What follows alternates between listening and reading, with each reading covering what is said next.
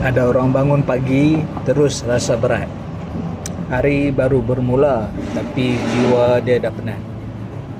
Dan kadang-kadang bukan sebab kerja terlalu banyak, tapi sebab hidup tak ada arah yang jelas.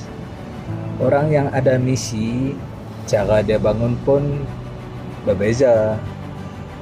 Dia tahu kenapa dia bekerja, kenapa dia berusaha, dan untuk siapa dia bertahan. Bukan bermaksud hidup dia mudah. Dia pun ada masalah, ada penat, ada jatuh. Tapi bila seseorang tu ada misi, dia ada sebab untuk terus jalan.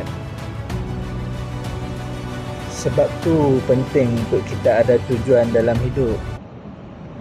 So tak perlu hebat dulu, tak perlu sempurna dulu, cukup ada arah. Kerana orang yang ada arah, langkah dia lebih jelas dan hidup dia tak mudah hanyut ikut keadaan.